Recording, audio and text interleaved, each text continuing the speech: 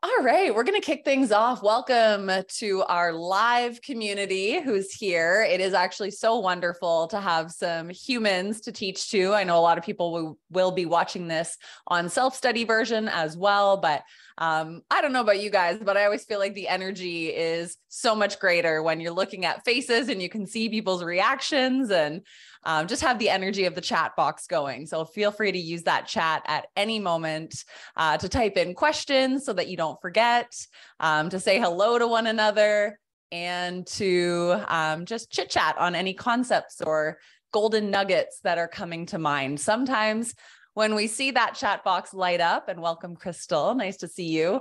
When we see the chat box light up, it kind of encourages us to pause, soak in a concept a little bit deeper. And sometimes that can just help us to remember some of the important juicy nuggets that we want to take away. So we are going to kick right off today. If you are brand new to the SEO world, the search engine optimization world, you're in the right place.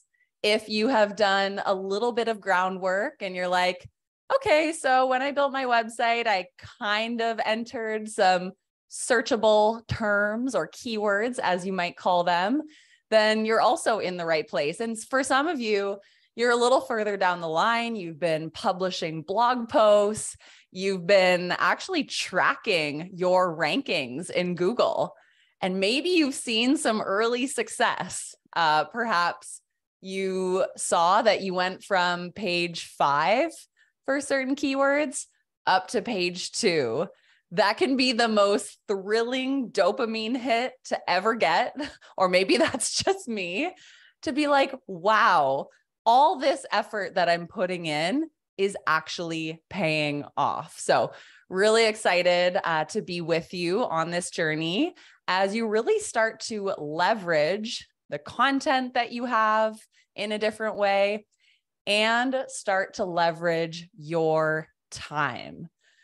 Is anyone else here like kind of a busy person? You've got a lot going on. You have hobbies, you have family, you run an epic business.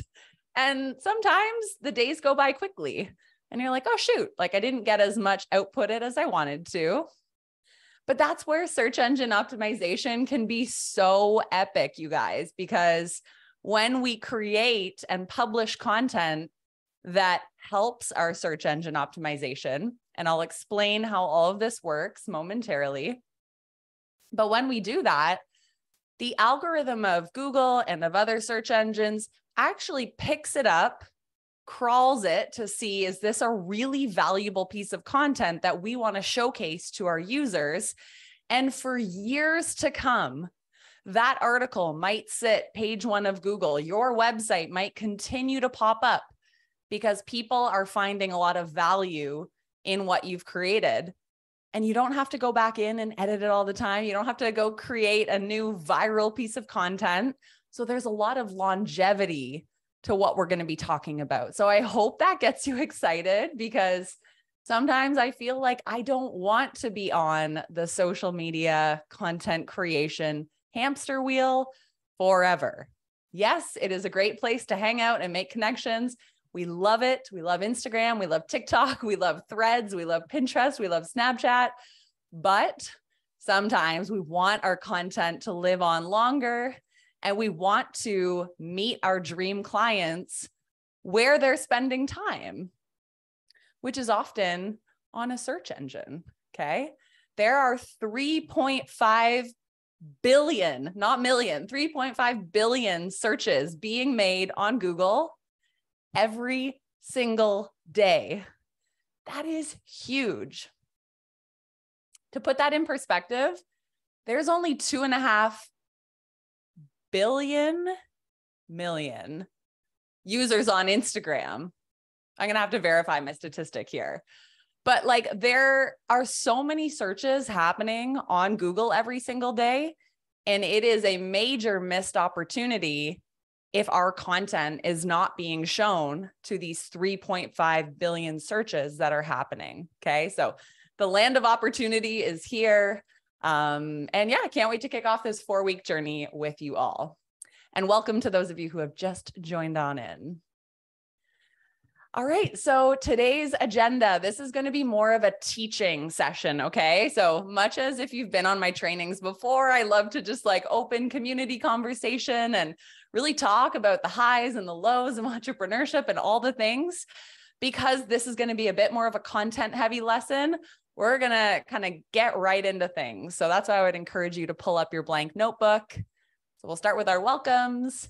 Then we're going to get into the basics of what search engine optimization is, just so that we're all on the same page about what it is, how it works, and how we can start putting our content into the mix to maybe grow our business or find more leads or attract more customers. And I think when we understand why something matters, we are more inclined to invest the time and the energy and the resources to actually show up for it. Especially anytime we adopt a new marketing strategy, there can be a level of resistance, right? It's like, oh, not this other thing. But I think once you understand the why, you'll see a lot of value in it. We're going to talk about a lot of little acronyms, SEO, SEM, SERP, but there's no quiz on these, so don't worry. This will just be so that as you kind of progress your journey in the online world, especially the world of search engines, so that you kind of understand what the difference is. And also because now that your eyes are being opened to this whole world, you'll probably start seeing more content on this topic. You might get a cold email pitch of someone being like, hello, I am a person who can help you with your SEM. Are you interested? And if you know what that means, you might say, actually, that's not my focus right now, but thank you anyways. So we'll go through a couple of the glossary terms, and we'll obviously continue to cover that over the next 4 weeks. And then we're going to get into a really fun exercise that's going to give you some quick wins right away, which is to identify your business keywords. Show of hands here. Does anyone already know their business's keywords? Like if you were to boil it down into like the top 20 key phrases or keywords that somebody would type into Google when they're actually looking for you. We have a list. So some people would set this up right at the beginning, maybe if you worked with a marketing consultant. And for other people, you might be like, I'm 5 years into business and I don't know what words someone is typing into Google in order to find me. And therefore, maybe they're not finding you, right? And finally, we will leave you with a couple tools that I will encourage you to set up. Everything is going to be free, okay? So I'm not going to be telling you to spend any more money on complicated softwares. There are many software companies that would like to take your money to track your SEO or your search engine optimization right now, but you actually don't have to invest in any of them. You can. I mean, software is great because oftentimes it simplifies our life. But I just want to reassure you that you don't need to buy anything else off of this course. So the really cool thing about SEO is similar to social media. It's free. We don't have to pay to do it, right? So as long as you have like a creative, stimulated brain, and you're excited to kind of build out the content of your website, you're good. You could do this on a beach. You can do this, when you have 5 spare quiet moments while you're sipping a coffee or tea in the morning. But it doesn't involve you throwing thousands of dollars into the wind. So we like low cost, low risk strategies. And that is this. So I don't know if that gets anyone else excited, but it certainly excites me. I'm going to check in on the chat. Britt says, I'm so excited to learn about my biz keywords. Currently have no idea. You're going to know them by the end of today's lesson, or at least have a really good start. So really stoked to have you. Okay, I will do a quick 1-minute intro on who I am. I know most of you, which is really, really cool. Maybe you've taken one of my courses before. The first 2 images that you see, this is from my time spent in corporate marketing, we'll call it. So picture on the left, I worked for a company named Garden of Life and did a lot of product marketing. Now, one thing to know about that is SEO is going to help you market your product. Okay. So this is cool because if you have created something amazing, some of you have social media services, some of you have coaching businesses, some of you offer digital programs, you have a product. Do you want to get that product into the hands of more people? If so, SEO is going to help you with that. The second image there is when I worked for a plant-based company called Vega. You can see that we were doing a really fun, passionate activation downtown Vancouver. And how I'm going to relate this one back to SEO is that if we stop looking at SEO as this like, oh my gosh, only experts are going to figure this out, I'm going to have to pay an agency. And instead we look at it as building a really fun, enthusiastic asset for our business. Like, how can our website become a place that is filled with so much love and joy and really good content that gets people excited to learn more about our businesses, that makes them want to pay us a visit and have an experience with us? Then we've done our job. Our website has done its job, okay? So we want to build out our website in a way that brings the enthusiasm of our business. So we're not going to outsource everything to artificial intelligence. We do not need robots to help us with this. We need to be the one that are creating really good content. And all you guys are doing this on social media. You're sending out emails. You're doing media interviews. We got to put that on your website, okay? Your website is your digital home. Third photo there. This is just me as a digital marketing consultant, combining my love of adventure and entrepreneurship. And how I'm going to relate this to your SEO journey is that SEO is an adventure. The Google algorithm changes almost daily. So yeah, you might be on page 1 right now. You might land on page 2 tomorrow, and then you might be back up to page 1 on Saturday. It's an adventure, you guys. We do not work for Google, so we don't have the formula of the 300 algorithmic points that they are pulling from. However, we do know, and if you want to write this down, we'll also talk about it in future sessions. Google really values experience. So tying in personal experience, professional experience, somebody who clearly has experience in the industry. Google values your expertise. So if you have credentials, if you've helped a lot of people, if you have a lot of Google reviews. So we want to hear your unique expertise because you probably have an angle on your work that's different from everybody else. Google values authority. So are you a trustworthy, authoritative figure? Have you written articles for any major publications? Have you done a TED Talk? Have people linked to your site? Have they quoted you in a newspaper? Have you ever given a testimony to a reporter for helpareporterout.com? They value that. They also value trustworthiness. So do you have a website that truly is reflective of the work that you do? Do other people talk about your website, link to it? Does your website load properly, or does it give people viruses? That's part of trustworthiness. So if you want to look that up, it's just called the EEAT formula for ranking on Google. Experience, expertise, authoritativeness, trustworthiness. So the adventure of all of that coming together, but always changing.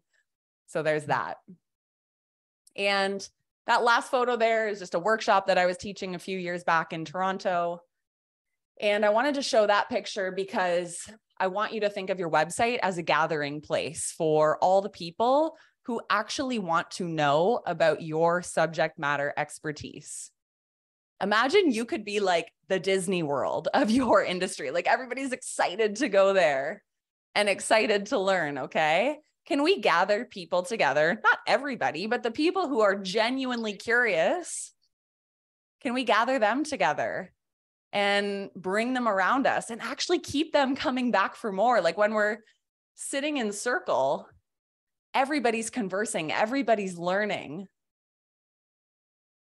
So if you can keep these visuals in mind, SEO is such a land of opportunity, and I'm just really excited to showcase it with you. Has anyone ever had a client say this to them? Give me a yes or no in the chat. Has anyone ever said, I found you on Google? Yes or no in the chat. I'd love to see. As a speaker, yes. As a coach, cool. Okay, so I wonder how that felt for you, Blake. Like when someone says, I found you on Google. Britt says, I've only had one client say this. Britt, type in the chat. How did that feel when somebody said that to you? Danielle had her website down. Okay, so nobody was saying that to you. Patsy, not yet. Blake said it was fun to hear that. Cool. Danielle had somebody find her. Yeah, so even the words, I found you on the internet. For me, 5 of my favorite words when they are put side by side are, I found you on Google. Because that means not only am I hopefully creating really good content, because the goal of my marketing is not just to like hack SEO and somehow trick Google into thinking people should come to my website, but not having anything good for them there. Like SEO is a game of make the best freaking content. Yes, knowing how to enter keywords and what consistency to post with and what your, search terms, like what are people typing in to find you? That's all important. But at the end of the day, if somebody lands on your site and it's shit, they're going to bounce off. So if you've ever heard that term before, Google calculates your bounce rate. If your bounce rate's really high, Google just keeps bumping you down the system because they're like, we sent people to your website and your website was incomplete. So they bounced off. Therefore, we're going to stop sending people to your website, right? So yes, it feels good to hear people say, I found you on Google, but more than that, you want them to feel like they've landed in the right place. They found a solution to their problem. And they enjoyed their experience so much that they either booked a call with you or purchased your product, or they shut the website down, but they're actually going to come back because they didn't get through all your blog articles. They didn't get to listen to every single podcast that you had there. They didn't get to download every resource. So if you're the Disneyland of your industry, and again, like we don't need to be that big, but people, they're excited to go back. Like how many people just go to Disney and they're like, I'll never dream about another Disney trip again. Most people who go there, they're like, that would be cool to do that every year. So we want people to feel like we're such a hub of awesomeness and community and authority and trustworthiness and expertise and experience that they're going to come back and take action at some point. So my goal is, by the end of today, not only to teach you how to get more people to find you through Google, but maybe to even have some data as to how many people are seeing your website right now. And I'll show you the tool that I'm going to suggest all of you set up at the end of today's session. Now, there is no timeline as to how long you're going to spend working at your search engine optimization in order to see results. For some of you, you're probably on the cusp of like, you just need to make a few tweaks and things will be good. For some of you, it might take a little bit longer. For me, posting 2 to 3 blogs a week, my results have increased year over year in terms of how many clients I'm acquiring through SEO specifically. And I often refer to Google because Google kind of corners the search engine market. There's Bing, there's Yahoo, but they're a fraction of search engine users. So I will refer to Google. I've been in business just over 7 years now. So I tried to make this graphic to quantify over time how SEO has paid off. And probably for the first 5 years, there wasn't a lot of intention behind my strategy. So this could have been done a lot faster. At this point, I would say most of my private coaching clients come from Google. They tell me the phrase, "I found you on Google," which is really, really cool. So yes, it might take a few years, but I don't know about you guys. I'm in this for the long game. And if that means that in 2 years' time, you could double or triple your leads because you have this new source, i.e. search engines, sending tons of traffic to your website, it's probably worth it. Okay. Now I'm going to ask you to admit something. I did not scope out all of your websites before coming on this call. So forgive me. However, I do want to just share that there are two kinds of websites that you'll either be in one of two camps or somewhere in the middle. There are websites that have not thought about search engine optimization, and they generally are comprised of 4 pages: home, about, contact, and services. A lot of my clients come to me and that's their website, and they wonder why they're not getting hits from Google. And I'm like, your website's like this little bitty island. No one can even barely find it. Your website with SEO. So that means building out more pages, right? That means building out a tools section, a training section, a blog section, courses, speaking, media that I've been featured in, upcoming events, recipes, products. That's Disneyland. Then your website is this bigger island, and it's so much easier for people to go on TripAdvisor and find it. Okay. So a lot of people's website is itty bitty. So maybe do a quick audit of your current website. Are you like the 4-pager? Or have you thought about building out your island and making it a true asset for your business? A home and an about and a contact page, this is not an asset for your business. Nobody wants to buy that from you. Nobody finds so much value in that. But I'm like, cool, you have a resume and it's on the internet. Great.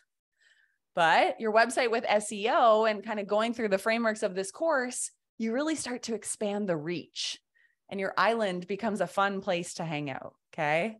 So that's kind of the goal, is to make your home on the internet stronger, more visible, make it worth something, make it work for your business. And then it'll become a favorite of a search engine like Google. I like to design my own visuals. Alex helps me with these. They're not good, but this is the visual that came to mind. Your website being the digital home for your business can either look like graphic number 1, it's the shack, right? The home, the about, the contact, and the work with me.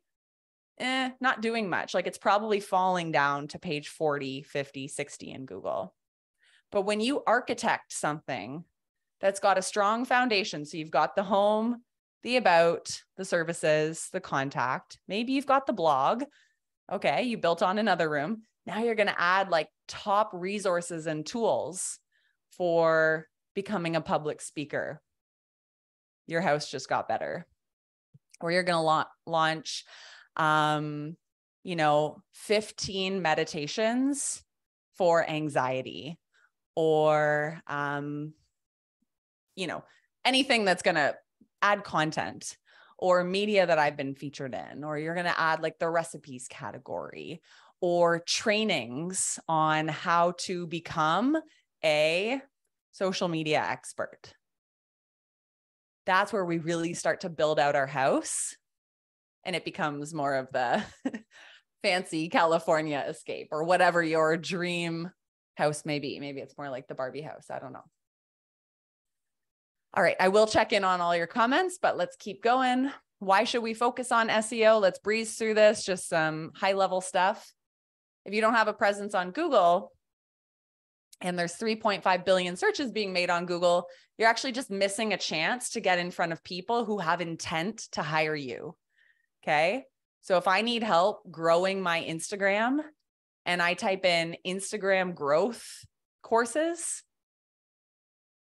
and you don't show up, well, I'm looking for something right now, like right here. So either you're going to capture me into your email list, I'm going to subscribe to your freebie, I'm going to buy your course, or if you're not on Google, you miss out, right? And I think like a bit of the tendency is to think, man, I'll never rank on page 1 for a term like marketing coach or speaking coach or, horseback riding lessons in Florida or whatever it is. But truly, not a lot of people spend any time or energy on this. Businesses are busy. We all are. So this falls to the wayside. And again, Google can see through the people who are cutting corners on this. So they bump them down. So it's not as hard as you may think. The other reason to focus on SEO, so say you build out the Disney World of your industry. So you've got the tools, the trainings, the tips, the tricks, the blogs, media I've appeared in. That means that if you're getting a lot of referral and word of mouth, so say I'm at the coffee shop with Patsy and she refers me to Meg, I'm going to be like, okay, well, I'm curious. What does Meg do? So I pull her up on Google. If her home resembles more of the shack, like her website, I'm like, there's nothing here. And she's only just trying to sell me something. And there's no value. There's no recipes. There's no reason why I should be here. That actually affects your word of mouth and referral because we use Google as kind of like this fact checker. Before I want to reach out to someone or before I want to, talk to someone, I usually want to Google them first. We do a little bit of internet creeping, right? So this is going to serve you in your analog business as well, your offline business. Now, we're talking about SEO, so search engine optimization, so appearing in search. And this statistic hopefully reinforces why you're inside of this course, because between 70 and 93% of all online experiences, so people who come onto their computer, they actually start with a search engine like Google. So some people go straight on to, their email or other browsers, but a lot of people are using Gmail. Google is their homepage as soon as they open their web browser. They're searching for something right off the bat because they're like, I want to know the weather in my hometown. And a lot of that starts with Google.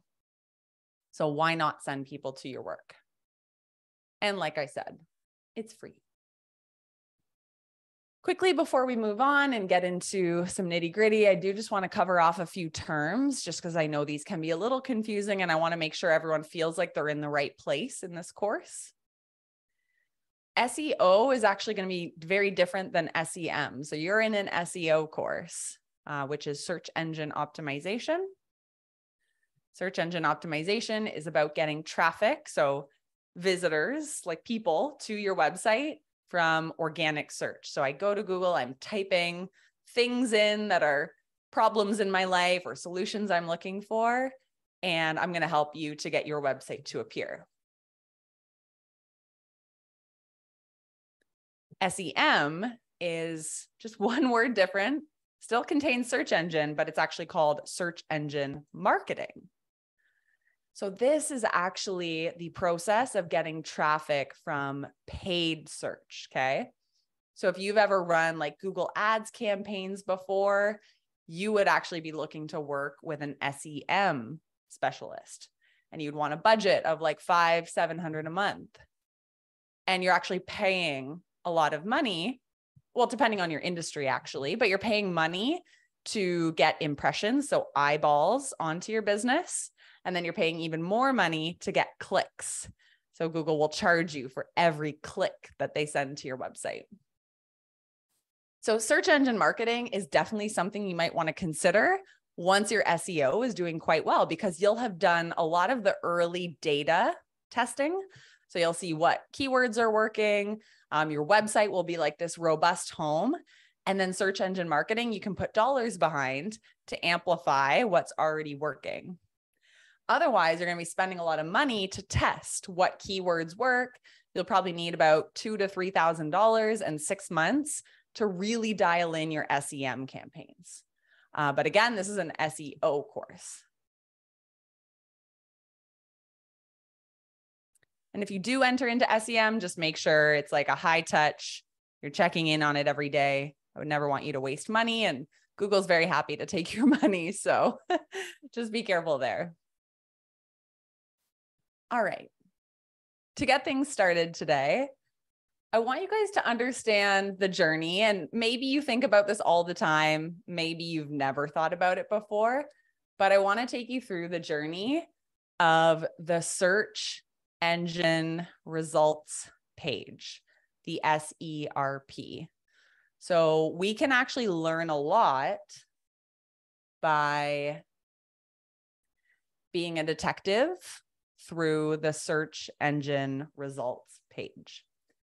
So what I'm going to do is I'm going to X out of this one and just go over to a Google screen here.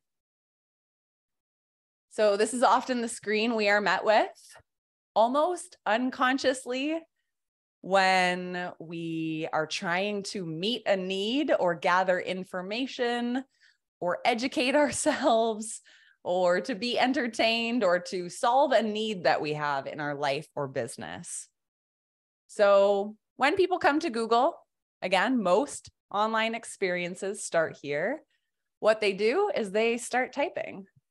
So they're looking for something. I want to build a Squarespace website, and I'm looking for a Squarespace website designer.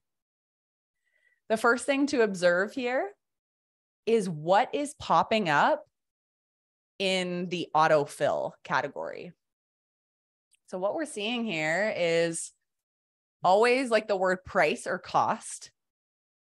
If you can have something on your site that says like, how much does a Squarespace website designer cost? How much does a personal trainer in Toronto cost? People actually are searching for that kind of stuff. The other thing we see here is location-based.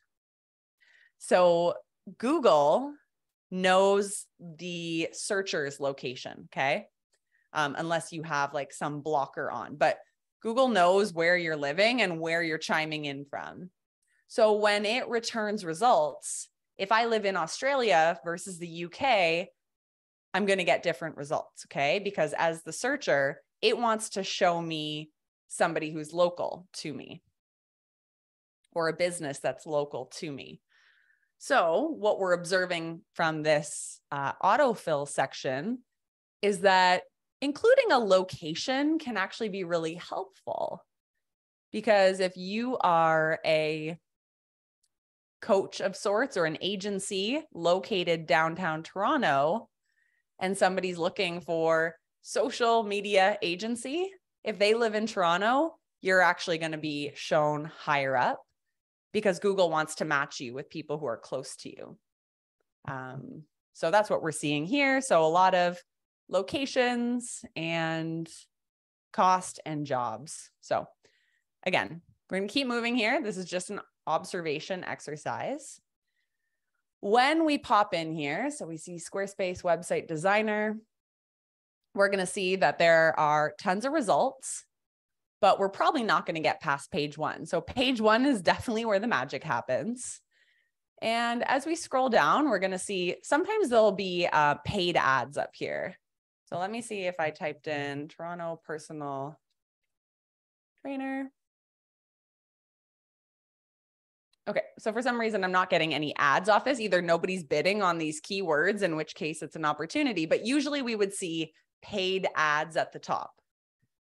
Then as we scroll down, we are going to see the Google My Business listing. So if you have a physical location and you have not set up Google My Business, even for an online location, like if you're just rooted at a co-working space or you have a PO box, I would highly suggest setting up your Google My Business. So write that down, go to Google and type in Google My Business and set it up to link your website, link your phone number to start collecting reviews if you have hours of operation and directions, because that's the only way you're going to show up in this part.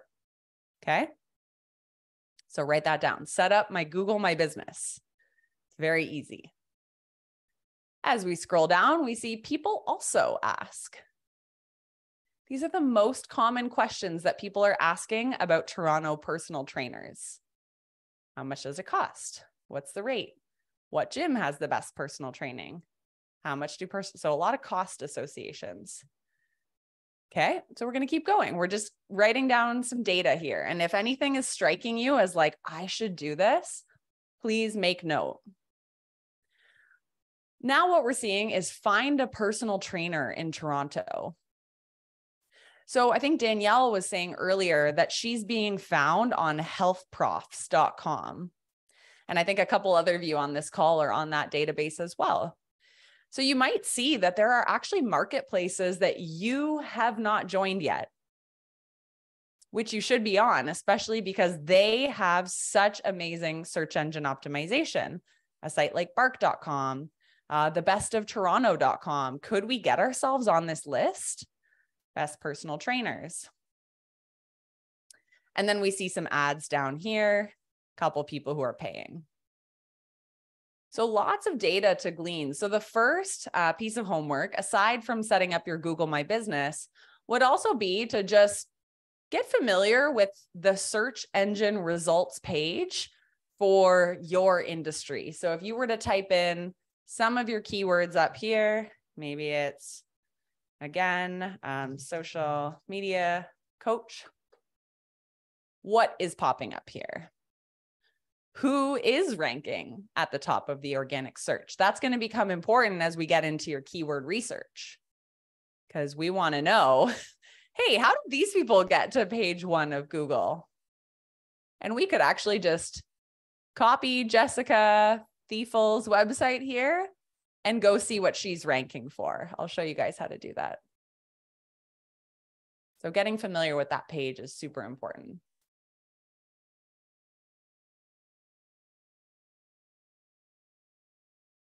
Okay, going to keep going here, and then I will save time for cues at the end. We'll always try to wrap up right at the top of the hour, but I'll usually have some buffer time built in. If you can stay, great. If not, all good. Try to get through the content. Okay, so lesson 1 today, the bulk of our work is going to come around something called keywords and key phrases. I'm going to give you a document, totally optional whether you choose to actually use this or not. But it's probably the easiest way for you to move about the exercise. So what you'll want to do is hit File and Make a Copy. What I've done is I've shared it in view only. So you'll hit File, Make a Copy. Then you can probably just close this down. You won't have to work through it right yet. And there are 2 tabs along the bottom. One says Keywords and one says Examples. So first, let's talk about what are keywords. Before we can start writing out each of your keywords, we might need to have a common definition of what they are. So keywords, I think a lot of you kind of know what they are. They act as the bridge between your website and somebody searching on a search engine or somebody searching on Google. The keyword is kind of that bridge that's going to transport them to your website. We hope, right? So that's probably the most simple definition of a keyword. Danielle says this is opening in Bing. Huh. Could you copy the link, open it in a Chrome browser or Firefox, or otherwise we will we'll chat with you after. Yeah, that worked. That was a very easy fix. Okay, amazing. I honestly didn't know why it would be doing that, but yeah, hopefully. I've always opened your links just by clicking it and it keeps going to Bing. So I don't know. And here I am like shitting on Bing, being like, nobody uses that search engine. Apparently Danielle does. Okay, so it's giving you a sign. Maybe Bing is where it's at these days, but again, I still favor towards Google. Okay, what makes a good keyword? So if you want to write a few of these things down, it should be specific to what you offer. Some of you on here, you are multi-passionate, multi-talented, but if you have a list of keywords that's like, I'm a professional dog trainer, I'm a bookworm, and I'm a public speaking coach. I'm sorry, but it's going to be really hard to scale up all three of those offers on one website in one course. So we kind of want to like put some blinders on here and find some focus in your very first keyword funnel.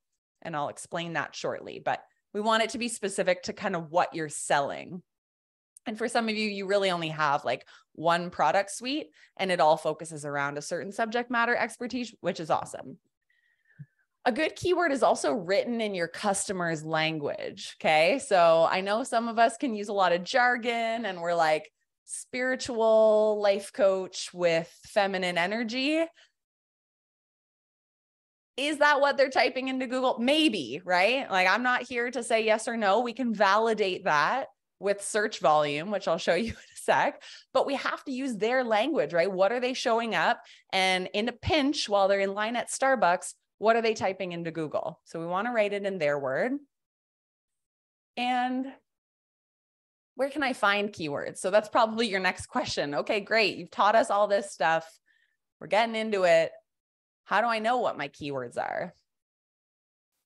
Okay, this is where we got to do a little bit of work. Number one, we may need to talk to your existing customers. What words come up when they describe your work? Do they call you an Instagram coach, a social media coach, a digital marketing coach? Are they calling you a business coach, a virality coach, a TikTok coach? Like, what are they saying, right? So let's just start going through what do customers think of, or how do they refer you? What's that trigger word that they say? We can research our competitors. So if you don't know your keywords, if you know a competitor, we can at least see how they've been performing. We can be logical. Like if I were really to think about what I do, usually boils down to the word marketing. So logic, like if I have to simplify to one word or two words or three words, digital marketing. That may not necessarily be how like you really want to show up and describe yourself when you're sharing your story. But again, these are the key words we're using to optimize our website for search engines. We can brainstorm and run them by each other. And then we can use tools. So we can actually use Google, right? So going to just the organic search engine, we can use a tool called Google Keywords Planner, which I'll show you. We can use Google Search Console, paid search tools. Again, I'm not going to make you pay, but you could use Ahrefs, SEMrush, Ubersuggest, keywordtool.io. But those will all cost you money. So there's your like brief keywords overview. So if you're kind of new to the world of keywords, now you kind of get what they are, what makes a good keyword. There is one more thing we need to think about, because we're going to get a big list of keywords,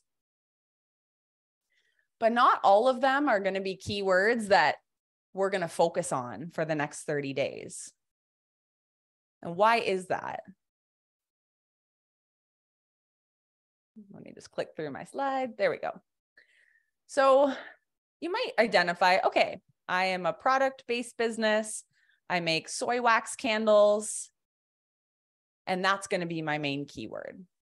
However, when we have certain keywords that maybe don't show us the user's intent, maybe we don't want to invest all of our energy into them.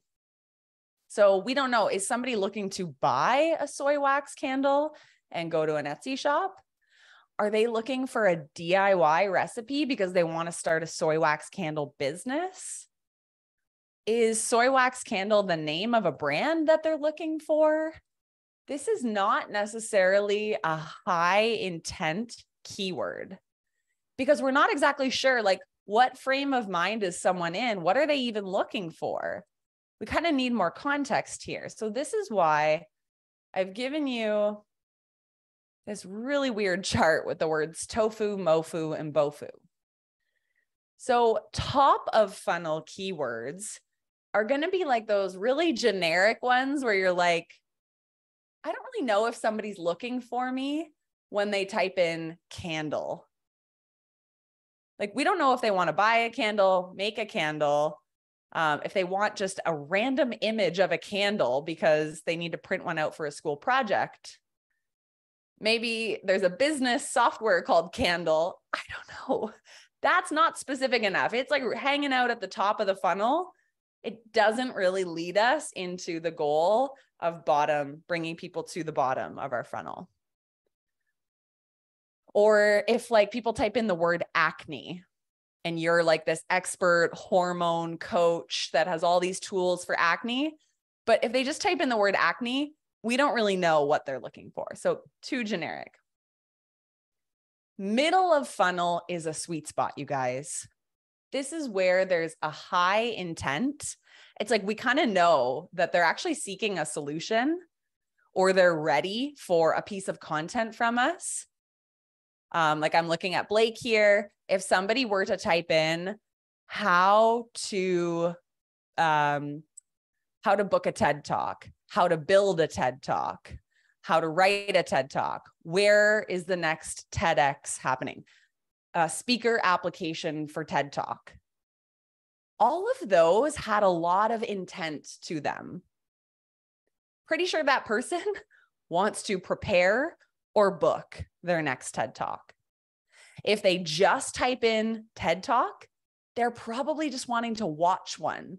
And there's a lot of freaking competition for that. Do I want you to start bidding on the most generic keywords in the world? No, it's going to be tough, right? Because there's a lot of search volume, wide search volume, thousands and thousands and thousands of people. How to speak on a TEDx stage? Way less people are searching that. Big potential. That would be a MOFU, middle of funnel. Bottom of funnel would be someone searching Blake Fly, speaking coach, Brittany Miller, agency, Kelsey Reidl, the visionary method. Bottom of funnel is people who already know who you are. They're actually just pretty much trying to connect with your business. So we actually don't need to do too much except for what we'll discuss next week, which is technical SEO. So getting like your name in your website title, getting your name in your meta descriptions. So if nothing else you're taking away from this crazy diagram, middle of funnel is where it's at, okay?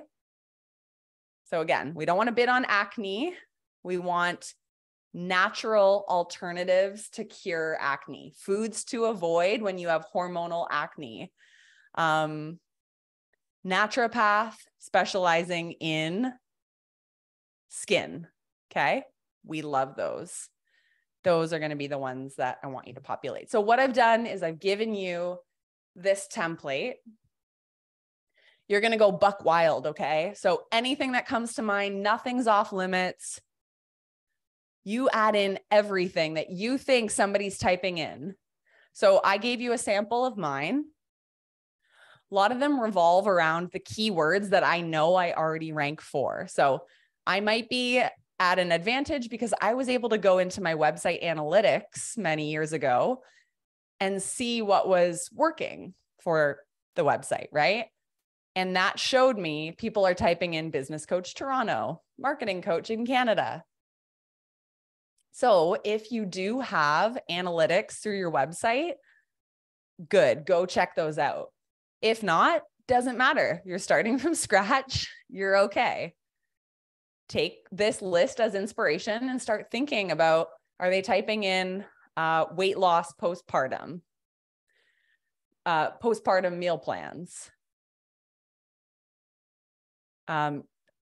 exercises that are safe after having a baby. So Crystal, these might be some for you. And honestly, nothing's off limits here. So write it all. And then I want you to actually assess, like, is this a top of funnel? So like super basic weight loss, that would be top of funnel. Weight loss for postpartum mamas, middle of funnel. Looking for Crystal's business specifically, bottom of funnel. And I believe you have a program name. I forget what it is, Healthy Fit Moms. But again, that would be bottom of funnel for you. So this is going to take you 30 to 60 minutes. Some of you faster. And then if you want to go to the next step,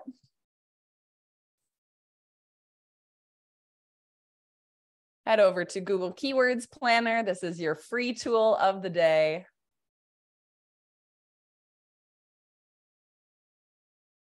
Click on over. You might have to create an account in Google Ads. We'll share this link with you guys, but you can just go to Google and type in Google Keywords Planner.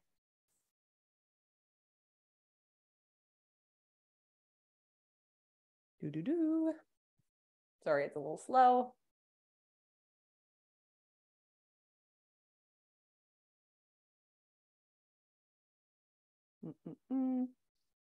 While we're waiting for this to load, you can think about your keywords.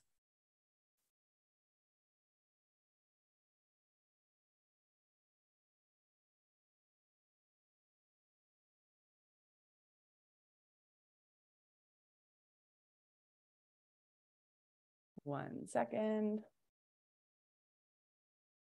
Okay, let me go to another screen. Keyword planner.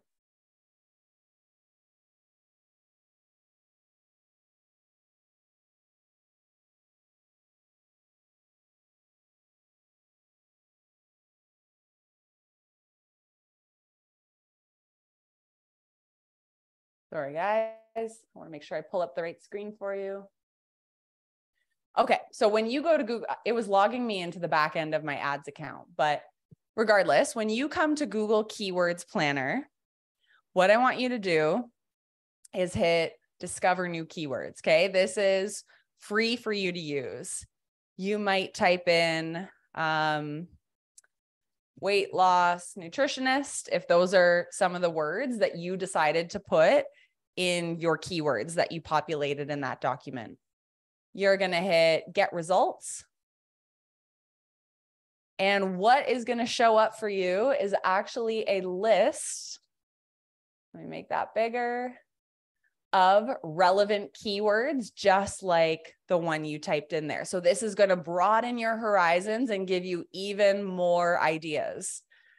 So we see, what do we see? Weight loss nutritionist, dietitians for weight loss, vegan, Kimberly Snyder weight loss. So I want you to scroll through, test out all your keywords, test out really simple things like, you know, you might type in, if you're Instagram growth, you might type in Instagram coach, if this is your niche, enter, get results. And we're just going to see if there's any ideas that we've missed here. We're also going to get people's names. So this might be some competition that we can search.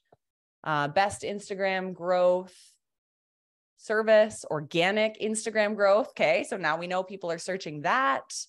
So we're seeing a lot here. And then if you actually just want to kind of look at some of these columns too, you can actually see people are bidding on certain keywords. So we see that Instagram organic growth, people are paying between $5 and $13 for a click. So this is a competitive keyword. But what I want you to do is actually just record the average monthly searches for any of the keywords that you are going to write inside of your keyword planner. Just right beside that, how many average monthly searches. If it's a 0, it may not be a keyword we want to prioritize. If it's 140, awesome. So again, this is all happening inside of your brand new document here. So you're going to brainstorm for column A first, get between 10, 20, 30 keywords, and just start to imagine what people are typing into Google. Then you're going to identify whether it's tofu, mofu, or bofu. And if that still perplexes you, no worries. I do have like a little cheat guide for you if you just hover over the example here. The exact number that it gives you. If you are simply not sure what your keywords are and you're like, my goodness, I need help, you can actually click over to start with a website and you could type in your competitor's website here. Okay. So if you know your competitor's website, maybe it's like social media marketing world.com. I don't even know if that's a website, but you could type that in. Oh, that's not a domain. That's for some. Okay. Anyway, so you can type in the competitor's website and see what they're already ranking for, which is cool. Or let's type in one of my competitors. Just pull up her website.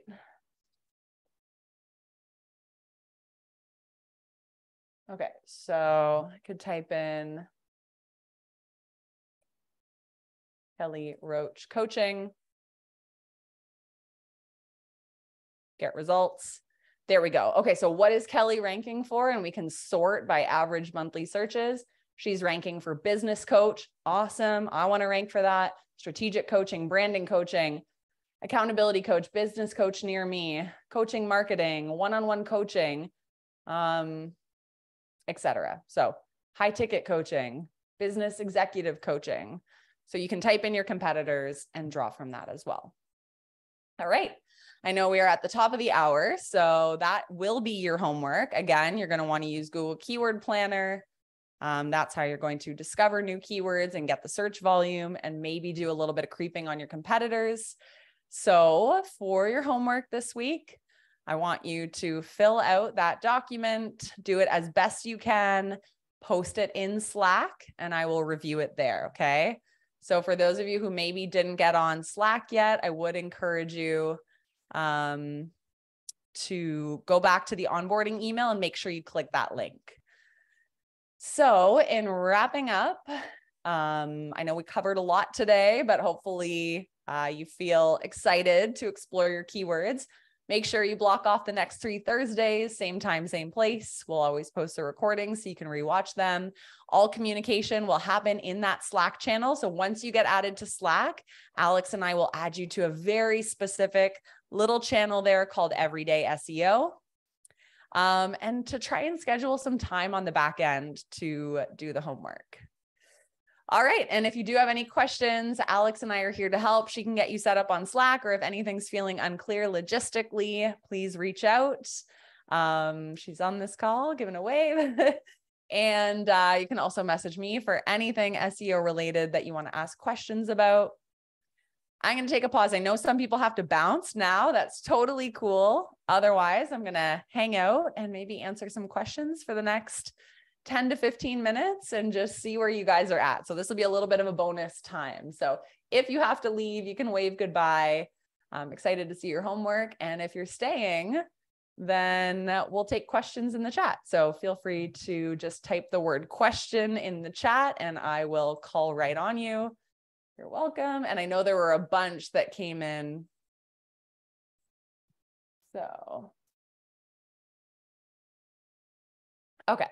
So Britt, I know you had asked a bunch of questions. Is Britt still on the call? I am. I hope that's okay. Sometimes they just came to mind and I'm like, as she moves on, I'll probably forget what I originally had a question about. So no, this is great. Type it in the chat. Yeah. Okay. So anything still that I didn't answer about today's session? I was just wondering, and this might be something we get into later, but I know you mentioned about having your Google business set up even as an online business owner. And I live out in the country, so I'd have to use a PO box or like my physical address, but for safety reasons, I don't want to do that. Is there an alternative? Like if I know I could buy a post office box, but will it physically show like the post office as my location? And is that okay? Or is that bad? That was a big question I had.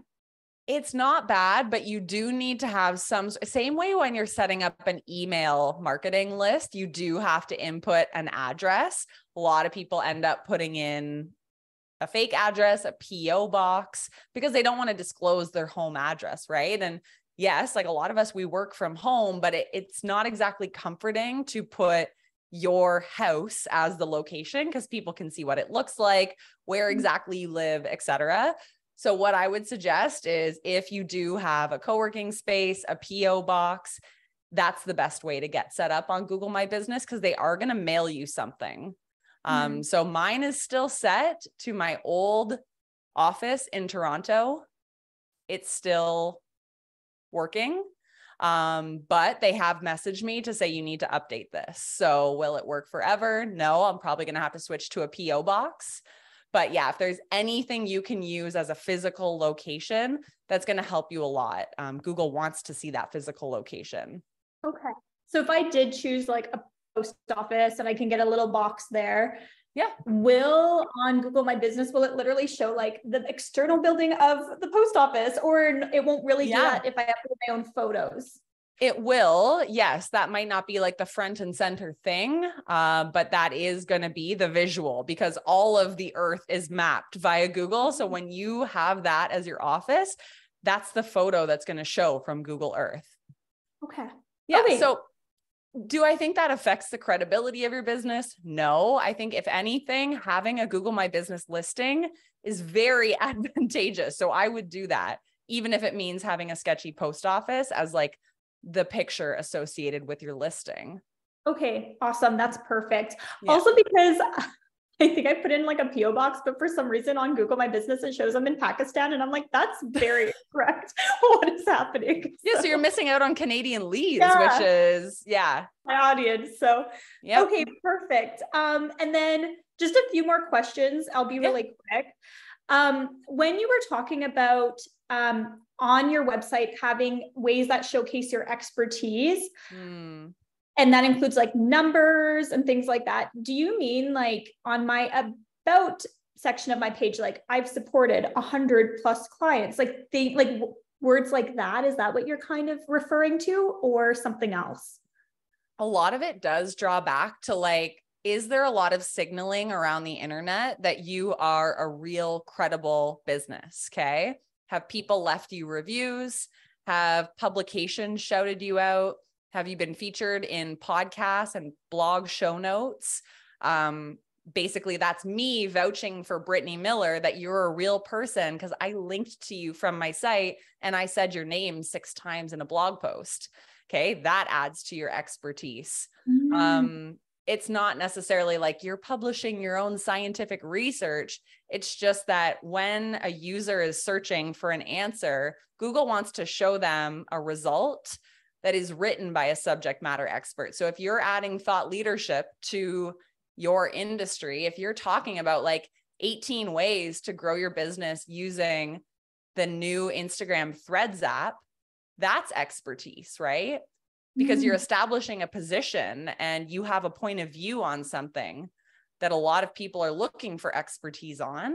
So I don't know if you remember at the beginning of today's session, I mentioned the Google algorithm has hundreds and hundreds of touch points that it's always sussing out to basically say, does Brittany's site deserve to be on page 1? And that algorithm formula is not public, but we do know that the EEAT formula is generally going to be good for ranking. So that means we don't want to just have AI written content that has no storytelling, no personal anecdotes, no personality, no jokes, no client experience. That's not going to do so well. But if you can just infuse the life experience you have and make it like your own, that's going to be your expertise bucket. Okay, that makes sense.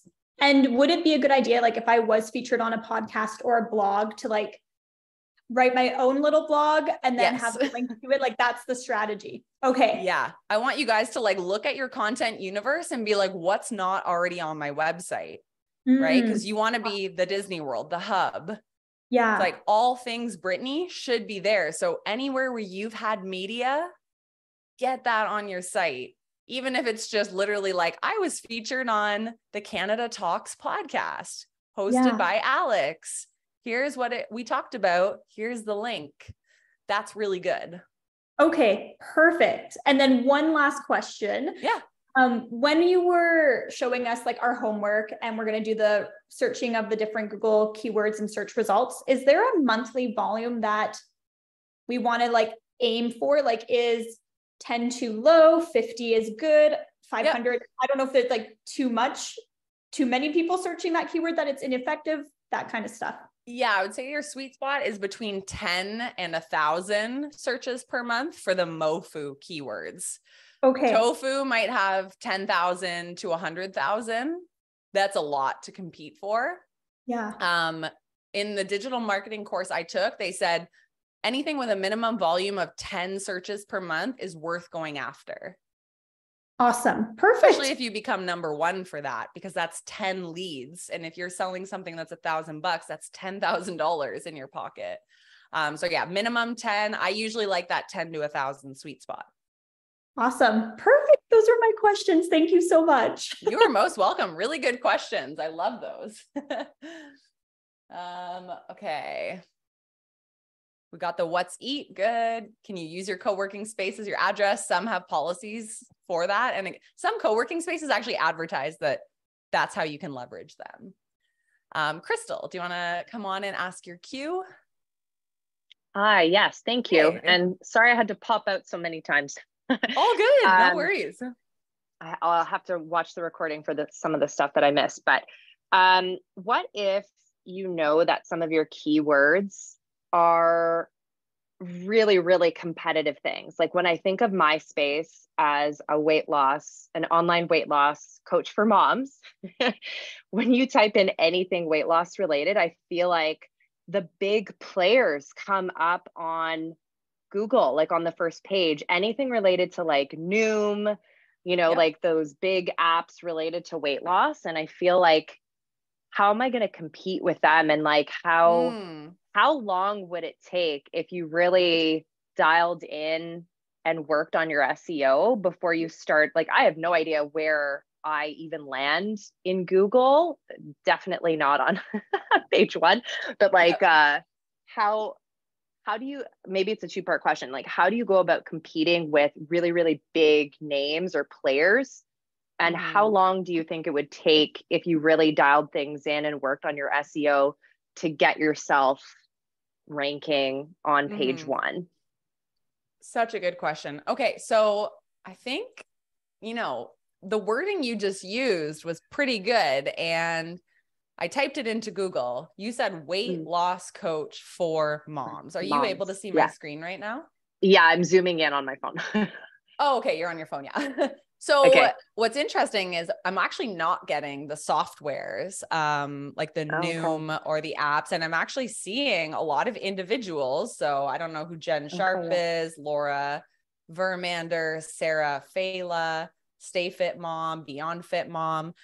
I would want to check in on the size of these businesses, but these all look like solopreneur businesses to me. Yeah. So I potentially think that this exact key phrase is an opportunity for you. Weight loss coach for moms. Now, what I would do, Crystal, is actually grab, so maybe write a list of all these people. So Jen Sharp, get her website. Laura Vermander, get her website.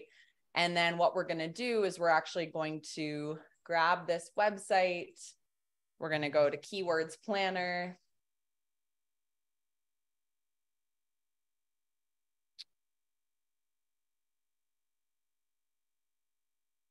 View Keyword Planner. And then what I want to do is actually pop in these folks' websites to see what they're ranking for, because they're obviously doing something right. So discover new keywords, start with a website, paste, get results. So whoever Laura Vermander is, what we want to know, what is she doing right?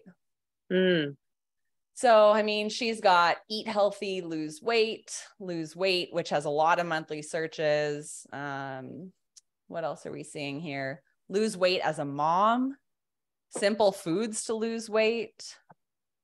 So we're seeing a little bit here, nothing that's like overly exciting, but I think simple foods to lose weight. Like if you're creating a lot of content around keywords like that, that's helpful. Let's see what's going on for this woman's website. And to answer your question, how long? Again, Google, they're not necessarily giving you a timeline, because if you have the Disney World of weight loss for moms, like you've got 5 video trainings, you have some really good blog content, you've got programs, you have some podcasts that you've been featured on, Google's going to look at your site and say, well, this actually has a lot of good stuff. And when a mom arrives here, she's happy. So let's bump Crystal up to page 1 because there's so much value on this website. So it's not necessarily a time thing, although it will take time, but it's the best result wins. So the most comprehensive digital home. So we've got a diet plan for, so let's look. So mom coach Sarah is doing pretty well. Weight loss, how, lose weight meal plan, diet for weight loss, best diet for losing weight. These are all things that you want to be creating content about. Healthy weight loss meals, coach for weight loss. So a lot of diet plans, meal plans, accountability, lifting weights for weight loss, personalized weight loss, healthy, simple meals. So these are all the keywords that are bringing people to Coach Sarah's website. So I don't know how epic her website is, but I imagine you could match her level of traffic in about 6 months. If you're like, her website is so basic. So no, this is definitely not an overly competitive key phrase. So I would definitely start here. All right. Awesome. Thank you. Yeah, I'm excited for you. So this is definitely like your main keyword term, and then make some spinoffs in that Excel doc. Yeah. That was super helpful, Kels. Thank you. Yeah, no problem at all. Blake. Hey folks, I'm Blake. Nice to meet you if we haven't met before. So Kelsey, I'm pumped about this because, as you know, I'm a unique setup where I've got a lot of content, but I'm kind of Fred Flintstone when it comes to SEO. I don't think I've logged into the back end of my website in ever. I don't think I've ever done it. Don't even know how. So I'm curious around 2 things. One, I've got this daily email, which is kind of like a blog if I wanted it to be. And the other is I did 1,000 days of Facebook Live videos. So I've got 1,000 videos just chilling. And neither of them have any kind of amplification or strategy whatsoever. It's like, it's more of a passion project in business. But I know those 2 hubs of content, I feel like I'm sitting on a gold mine of something. So, you know, a bit about my world. What would you say is sort of like a next step to take either the videos or the daily emails and just give it a bit more superpower instead of just live in an email campaign or live on my Facebook feed? Such a good question. New website. I have a brand new website in like a month. It'll be launched. So I'm in a kind of good spot for all this. Okay. Many thoughts. Thank you for asking that. And Brittany apparently feels the same. So yeah, you're not alone. Hoping that you will understand how to log into your new website. So make sure you have a conversation with whoever's building it, or if it's you, like that you know how to go in and maybe make some updates, or your assistant does. That would be number 1. Number 2, definitely start with this keyword exercise, because you have produced so much content, but not all of it is going to directly relate to what we're trying to rank you for. So we'll go through the exercise and the homework from today. And then what's going to be interesting is actually like looking at your content database as a whole and seeing how we can create MoFu content. So 10 quotes that will help you become a world-class speaker. You have shared countless quotes through your daily email. Each one of those is way too short to be a blog post. Unless you're writing a blog that's like the 5-word blog, and literally every blog only has 5 words, but Google doesn't actually appreciate teeny blogs because it's like, what is this about? So for you, it's like listicles, how-tos, best of, those are the best MoFu content. So, you know, best tips for delivering your first TED Talk. Look through all of your 1,000 emails, compile the 10.